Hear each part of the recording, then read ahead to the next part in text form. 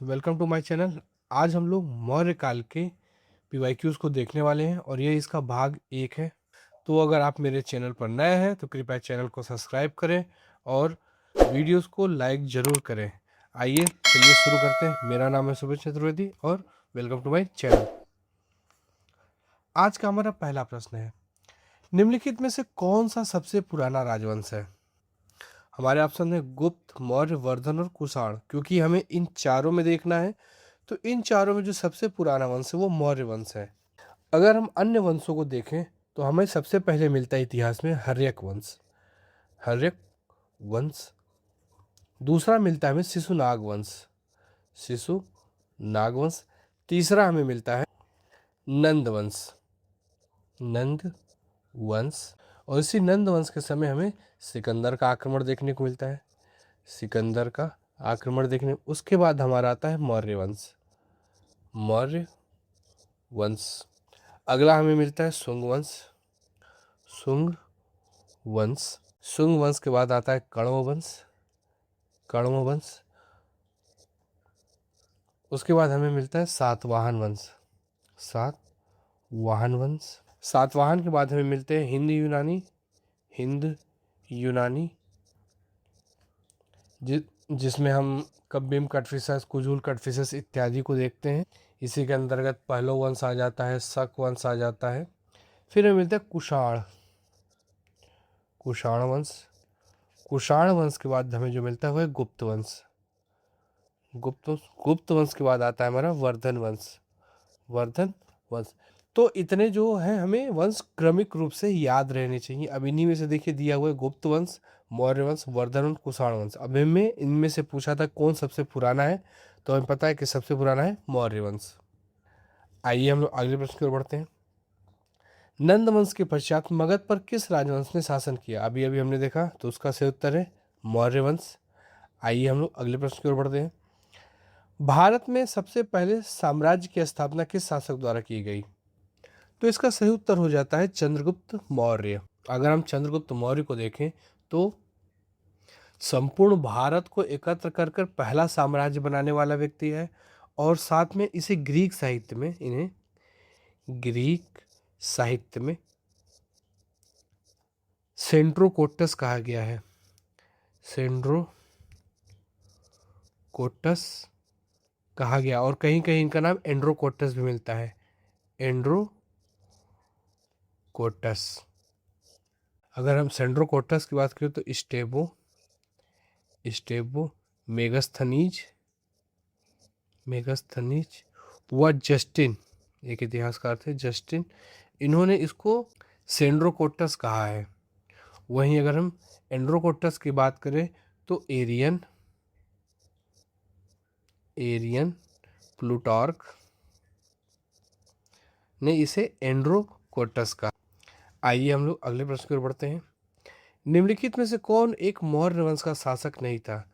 बिंदुसार, अग्निमित्र, कुणाल, अशोक। तो इसका सही उत्तर हो जाएगा अग्निमित्र। अग्निमित्र जो कि शुंग वंश का शासक था। शुंग वंश का शासक था। वही अग्निमित्र की बात करें तो अग्निमित्र के नाम पर एक कालिदास ने एक साहित्य लिखा था जिसका नाम था मालविका अग्निमित्रम।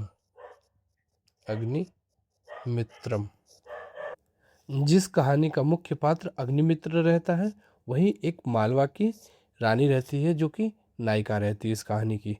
वहीं अगर मौर्य काल के राजाओं को देखें तो सबसे पहले हमें चंद्रगुप्त मौर्य दिखते हैं। चंद्रगुप्त मौर्य। वहीं दूसरे राजा की बात करें तो बिंदुसार, इन्हें अमित्रघात भी कहा जाता है। अमित्रघात भी कहा जाता है। तीसरे शासक थे अशोक के बाद जो शासक बना हुआ था कुणाल।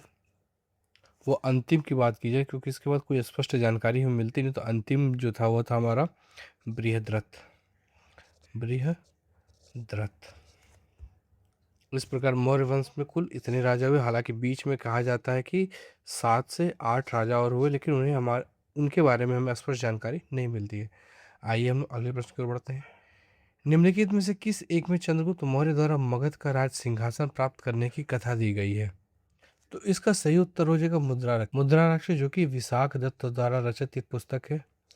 विशाख दत्त द्वारा रचित एक पुस्तक है, जिसकी रचना जो है वो 4वीं से 5वीं शताब्दी के मध्य की गई थी। शताब्दी के मध्य की गई थी। इसमें हमें नंद वंश के समाप्ति व मौर्य वंश के उदय की जानकारी मिलती है। उदय की जानकारी मिलती है। और मुद्रा राक्षस के अनुसार जो चंद्रगुप्त मौर्य की जाति थी वो निम्न जाति थी। निम्न जाति के ये मानते हैं। वैसे अगर हम देखें इसको तो ब्राह्मण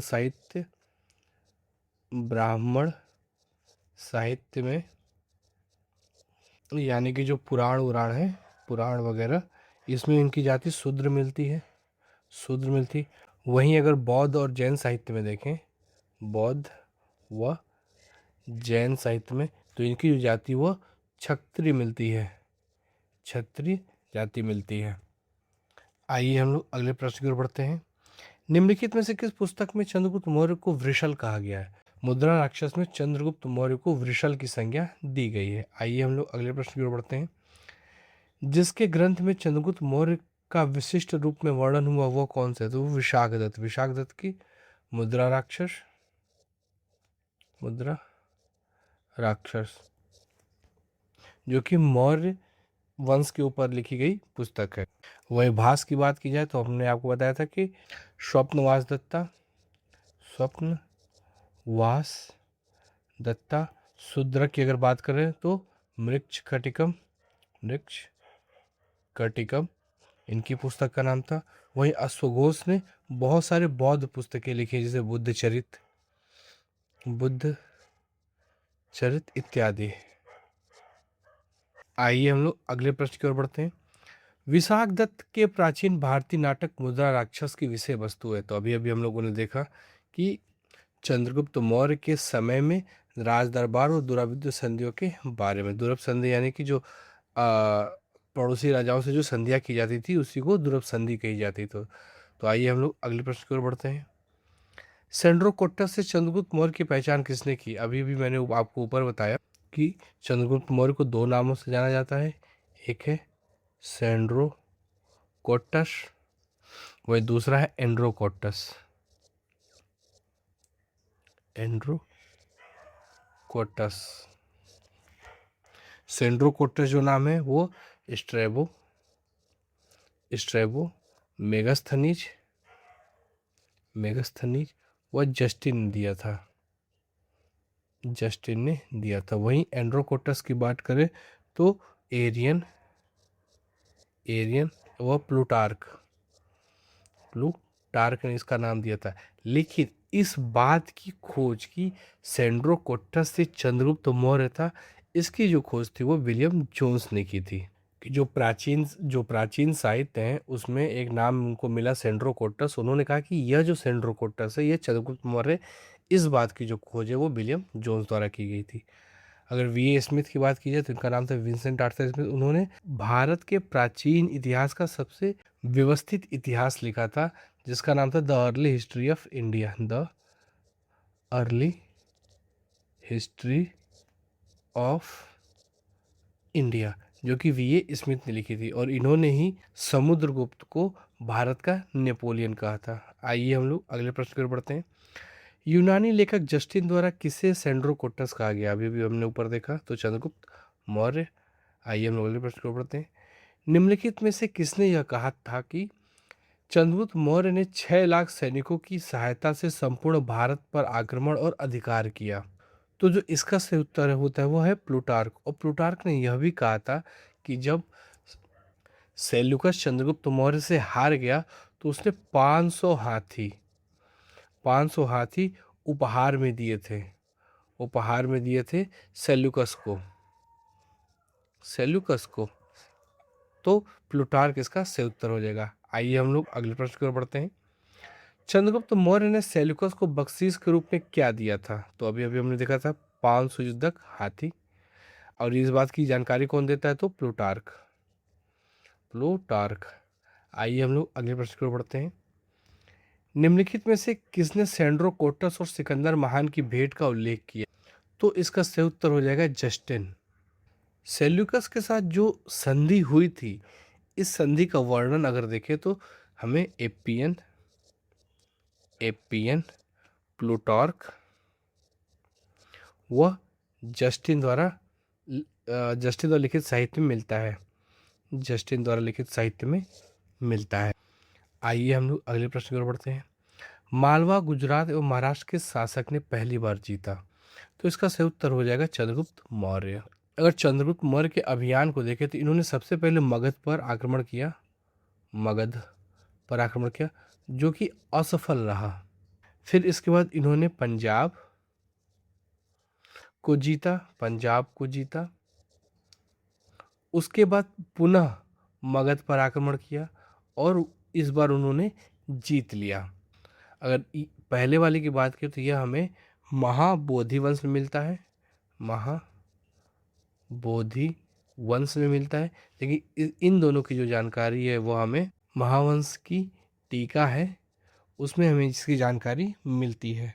और इस मगध वाले अभियान के दूसरे वाले अभियान में था, उसमें धनानंद का एक अमात्य था जिसका नाम था सकटार। सकटार धनानंद का अमात्य, धनानंद का अमात्य, अमात्य यानी मंत्री। उसने चंद्रगुप्त मौर्य की बहुत सहायता की। फिर इसके बाद उन्होंने दक्षिण भारत का एक राजा मोहर था, राजा मोहर, जो कि दक्षिण भारत का था, दक्षिण भारत का, उस पर बहुत बड़ी सेना लेकर के आक्रमण किया। और इसमें जो है कौसर कौसर व वाडुगर वाडुगर नामक दो जनजातियों ने चंद्रगुप्त मौर्य की मदद की। और इसी दौरान उन्होंने मालवा, गुजरात व महाराष्ट्र को भी जीत लिया। आइए हम अगले प्रश्न की ओर बढ़ते हैं। पाटलिपुत्र को किस शासक ने सर्वप्रथम अपनी राजधानी बनाई? तो वैसे हमें पता है कि हर्यंक वंश का जो शासक था उदयन, उसने पाटलिपुत्र को अपनी राजधानी बनाई थी। बाद में जो शिशुनाग वंश के जो शासक थे, नाग दशक, उन्होंने अपनी राजधानी वैशाली बनाई। लेकिन कालाशोक ने वापस पुनः पाटलिपुत्र को अपनी राजधानी बनाई। लेकिन कालाशोक के समय एक चीज याद रखनी होगी कि उसने बनाई जरूर पाटलिपुत्र को राजधानी, लेकिन जो द्वितीय बौद्ध संगीत थी वो वैशाली में ही आयोजित करवाया था। लेकिन यहाँ पर जो प्रश्न पूछ रहा है कि पाटलिपुत्र को किस शासक ने सर्वप्रथम अपनी राजधानी बनाई, तो इसमें चंद्रगुप्त मौर्य हो जाएगा। और ये संपूर्ण भारत के परिप्रेक्ष्य में पूछ रहा है, संपूर्ण भारत के, सभी भारत के सभी हिस्सों को जीतने के बाद चंद्रगुप्त मौर्य ने सबकी राजधानी पाटलिपुत्र बनाई थी। आइए हम लोग अगले प्रश्न की ओर बढ़ते हैं। निम्नलिखित में से किस मौर्य राजा ने दक्कन की विजय की थी? तो जो सबसे पहले अभी भी बताया मैंने आपको, तो उसका सही उत्तर हो जाएगा चंद्रगुप्त मौर्य। आइए हम लोग अगले प्रश्न की ओर बढ़ते हैं। सेल्यूकस, जिसको अलेक्जेंडर द्वारा सिंध एवं अफगानिस्तान का प्रशासक नियुक्त किया गया था, को किस भारतीय राजा ने हराया? तो 305 बीसी में सेल्यूकस निकेटर और चंद्रगुप्त मौर्य के बीच में युद्ध हुआ, जिसमें सेल्यूकस निकेटर जो है वो परास्त हुआ। और फलस्वरूप उसने अपनी पुत्री हेलेना का विवाह किया चंद्रगुप्त मौर्य के साथ। साथ ही अपने एरिया के 4 क्षेत्र, जिसमें से एरिया जिसको हम हेरात कहते हैं, हेरात, अराकोशिया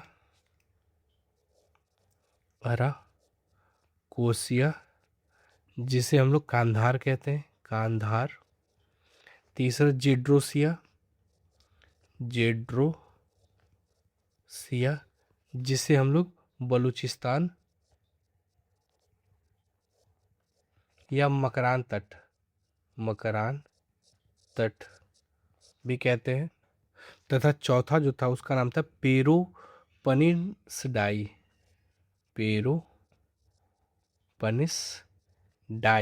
जिसे हम लोग आजकल काबुल कहते हैं। इन 4 क्षेत्रों को उसने उपहार स्वरूप दिया। और इस बात का जो वर्णन है वही हमने बताया, एपियन, एपियन, जस्टिन, स्ट्रैबो और प्लूटार्क, प्लूटार्क द्वारा किया गया है। तो इसका सही उत्तर हो जाएगा हमें चंद्रगुप्त मौर्य। आइए हम लोग अगले प्रश्न को बढ़ते हैं। वह यूनानी शासक जिसको चंद्रगुप्त मौर्य ने पराजित किया था, कहाँ से शासन कर रहा था? तो इसका सही उत्तर हो जाएगा सीरिया। तो जो सेल्यूकस निकेटर था, वह उसका क्षेत्र जरूर उत्तर पश्चिमी भारत था, लेकिन जहाँ से वह शासन कर रहा था वह स्थान आज के समय का सीरिया है, और इसे ही चंद्रगुप्त मौर्य ने पराजित किया था। आइए हम लोग अगले प्रश्न की ओर बढ़ते हैं। मेगस्थनीज कौन था? तो जैसा हमें पता है कि चंद्रगुप्त मौर्य की राजसभा में एक यूनानी राजदूत था। जब सेल्यूकस निकेटर परास्त हुआ और अपनी पुत्री का विवाह चंद्रगुप्त मौर्य के साथ किया, जिसका नाम हेलेना था, और साथ में उसने हेरात, कंधार, मकरान और काबुल जैसे प्रदेश को उसने उपहार स्वरूप दे दिए, तो उसने अपने हेलेना के साथ उसने एक राजदूत भेजा जिसका नाम था मेगस्थनीज। और मेगस्थनीज की जो पुस्तक थी इंडिका, उसमें उस समय के पाटलिपुत्र के बारे में विस्तार से वर्णन किया गया था। लेकिन क्योंकि यह पुस्तक धीरे धीरे समाप्त हो गई, मतलब ये नष्ट हो गई, लेकिन इसके ऊपर कुछ लोगों ने अपनी टीकाएं लिखी, जो बाद में हमें यूनान के लेखकों के द्वारा मिलती है, जैसे स्ट्रेबो, प्लिनी, एरियन, प्लूटार्क इत्यादि जो रचनाकार हैं। उन्होंने इस किताब को कोट कर करके इनकी चीज़ों को बताया, और वहीं से हमें पता चलता है कि इंडिका नामक एक पुस्तक थी। और जो हमें इंडिका में जो चीज़ें मिलती हैं, या चंद्रगुप्त मौर्य के समय के इतिहास की जानकारी जो हमें मिलती है, वह एक्चुअल में इंडिका से न होकर के इन अन्य लेखकों द्वारा जो उसके ऊपर टीका लिखी गई थी, उससे हमें मिलती है। आइए हम लोग अगले प्रश्न की ओर बढ़ते हैं। मेगस्थनीज दूत था, तो अभी अभी हम लोगों को बताया कि किसका? सेल्यूकस का। आइए हम लोग अगले प्रश्न को बढ़ते हैं। किसके शासनकाल में मेगस्थनीज भारत आया? तो चंद्रगुप्त मौर्य।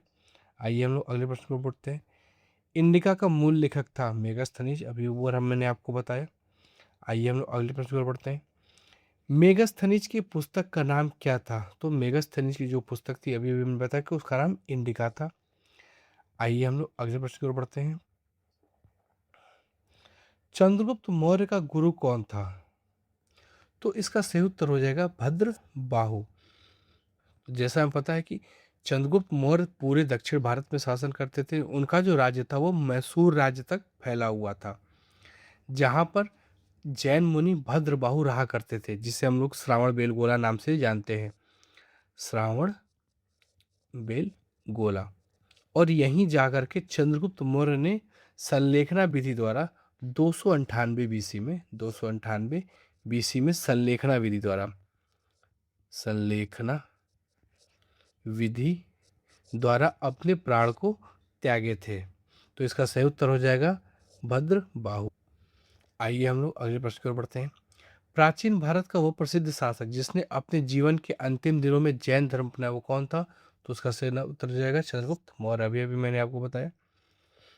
श्रावण बेलगोला का संबंध है चंद्रगुप्त मौर्य से, क्योंकि यहाँ पर इन्होंने संलेखना विधि के द्वारा 298 बीसी में अपने प्राण को त्याग दिए थे। आइए हम लोग अगले प्रश्न पर बढ़ते हैं। यूनानी लेखकों ने किस मौर्य शासक को अमित्र घात की संज्ञा दी? अब यहाँ जो बात है अगले शासक की बात की जाए, जिसका नाम है बिंदुसार। अगर हम सिर्फ बिंदुसार के नामों की चर्चा कीजिए, तो हमें उसके बहुत सारे नाम मिलते हैं, जैसे अमित्र चेट्टस, अमित्र चेट्टस। यह जो है यूनानी लेखकों द्वारा लिखा गया है, यूनानी लेखकों द्वारा दिया गया नाम है। वहीं अमित्र घात, अमित्र घात यह संस्कृत ग्रंथ द्वारा दिया गया नाम है, संस्कृत ग्रंथ खासकर पतंजलि, पतंजलि द्वारा। वहीं अमिट्रकोटस एक नाम है, अमिट्रोकेटस। यह जो है वो स्ट्रेबो द्वारा दिया गया, स्ट्रेबो द्वारा दिया गया।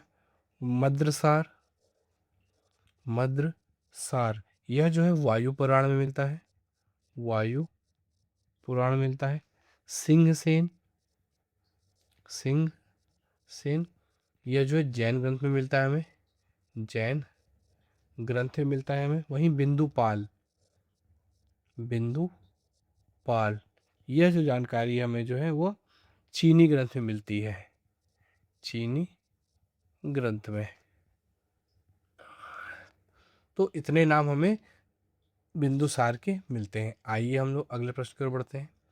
बिंदुसार के दरबार में सीरिया के शासक एंटियोकस प्रथम के राजदूत के रूप में मेगस्थनीज के स्थान पर कौन आया? तो इसका सही उत्तर हो जाएगा डाइमेकस। तो स्ट्रेबो के अनुसार जो था, इस बात की जानकारी हमें स्ट्रेबो से मिलती है कि स्ट्रेबो के अनुसार सीरिया के शासक एंटियोकस प्रथम ने डाइमेकस नामक दूत बिंदुसार के दरबार में भेजा था। लेकिन एक और बात की जाए तो प्लीनी प्लीनी जो था उसके अनुसार अगर हम बात करें तो मिस्र के शासक टालमी द्वितीय के द्वारा जो है, उसका नाम फिलाडेल्फस भी था, फिलाडेल्फस के द्वारा जो हमें डायनोसिस नामक राजदूत के आगमन की भी जानकारी मिलती है। डायनोसिस जो ये थर्ड वाला जो है वह मिस्र के राजा टालमी द्वितीय यानी फिलाडेल्फस के द्वारा भेजा गया राजदूत था। और यही एंटियोकस प्रथम से ही बिंदुसार ने कुछ चीजें मांगी थी, जिसमें था मदिरा, सूखी अंजीर और दार्शनिक। लेकिन उसने दो चीजें तो भेजी, मदिरा और सूखी अंजीर तो भेजी, लेकिन दार्शनिक नहीं भेजा। और इसके बारे में मिलता है कि philosopher is not for sale. और बिंदुसार के समय में ही तक्षशिला में विद्रोह हुआ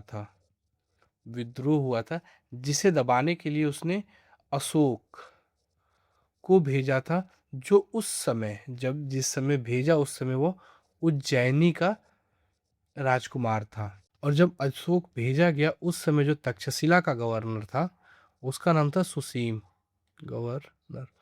सुसीम।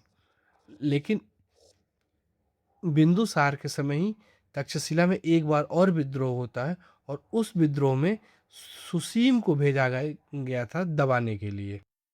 बिंदुसार के धर्म की बात करें तो यह जो था वह आजीवक धर्म का अनुयायी था। बिंदुसार जो था वह आजीवक धर्म का अनुयायी था। आइए हम लोग अगले प्रश्न की ओर बढ़ते हैं। बिंदुसार के शासनकाल में अशोक ने अवंती महाजनपद जीतकर मौर्य साम्राज्य में मिला लिया था। इसका उल्लेख किस ग्रंथ में मिलता है? तो इसका जो सही उत्तर हुआ है बुद्धघोष की सामंत पाशादिका में। बुद्धघोष जो कि कुषाण काल जो राजा था कनिष्क, उसके दरबार में रहते थे। लेकिन उन्होंने इस बात की जानकारी दी कि अशोक ने अवंती महाजनपद को जीतकर मौर्य साम्राज्य में मिला दिया था। आइए हम लोग अगले प्रश्न की ओर बढ़ते हैं। बिंदुसार के शासन काल में तक्षशिला में विद्रोह के समय अशोक किस प्रदेश का राज्यपाल था? अभी मैंने बताया कि वह अवंती का राज्यपाल था। आइए हम लोग अगले प्रश्न को पढ़ते हैं। बिंदुसार के काल में किस स्थान पर अमात्यों के विरुद्ध नागरिकों द्वारा सम्राट से शिकायत की गई? तो इसका जो सही उत्तर है वह तक्षशिला, जो कि बाद में विद्रोह का कारण भी बना था और विद्रोह को दबाने के लिए अशोक को भेजा भी गया था। और उस समय जो तक्षशिला का जो राज्यपाल था वह था सुसीम। तो आज के लिए हम इतना ही प्रश्न देखेंगे, और यह चंद्रगुप्त मौर्य और बिंदुसार से संबंधित जुड़े हुए प्रश्नों को देख लिया, क्योंकि अशोक का जो चैप्टर है वो बहुत बड़ा है, उसको हम लोग एक साथ देखेंगे। और मेरी थोड़ी तबीयत भी नासाज है, तो मैं आज की क्लास को इतना ही रखता हूँ। तो चलिए हम लोग अब कल मिलते हैं अशोक से शुरू करके। नमस्कार।